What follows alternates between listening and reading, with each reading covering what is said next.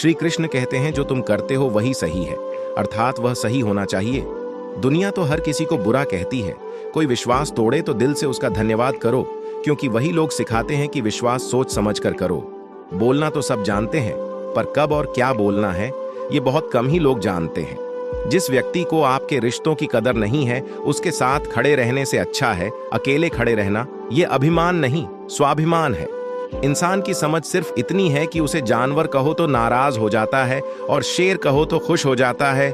सच सूरज की तरह होता है, आप उस पर कुछ देर तक ही पर्दा डाल सकते हैं, पर वह कहीं जाने वाला होता। चील की ऊंची उड़ान देखकर चिड़िया कभी डिप्रेशन में नहीं आती। बात मगर इंसान की ऊंची उड़ान देखकर बहुत जल्दी इंसान डिप्रेशन में आ जाते हैं। अपनी समस्याएं हर किसी के साथ मत बांटिए। कोई मीठा बोल रहा है या सहानुभूति दिखा रहा है तो इसका अर्थ ये नहीं है कि वो आपका है।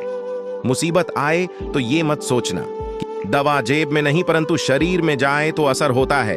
वैसे ही अच्छे विचार मोबाइल में नहीं हृदय में उतरे तो जीवन सफल होता है। गहरी बातें समझने के लिए गहरा होना जरूरी है, और गहरा वही हो सकता है जिसने गहरी चोटें खाई हो। जो इंसान दूसरों को हमेशा शक की निगाह से देखता है, वो हकीकत में अपनी ही बुराइयों को दूसरों में रहा होता है। किसी ने सच ही कहा है, वो इंसान आपका मोल कभी नहीं समझ पाएगा जिसके लिए आप हमेशा हाजिर रहते हो। कोई ताबीज ऐसा दो कि मैं चालाक हो जाऊं, बहुत नुकसान देती है मुझे ये सादगी मेरी।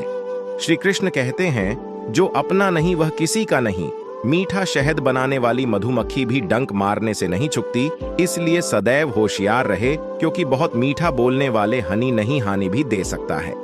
जल्दी जागना हमेशा ही फायदेमंद होता है, फिर चाहे वो नींद से हो या अहम से या फिर वहम से हो।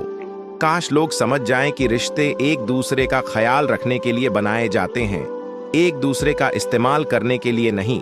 इस दुनिया में अजनबी बने रहना ही ठीक है, क्योंकि लोग अक्सर तकलीफ देते हैं। अपना बनाकर घमंड करने से क्या होगा, जो है वो भी खो जाएगा। आखिर लेकर क्या जाना है, यहाँ का है यहीं रह जाएगा। इसलिए कभी भी किसी को बुरा ना बोले, ना बुरा करें और ना बुरा करने की सोच रखे। आज के लिए इतना ही दोस्तों, धन्यवाद।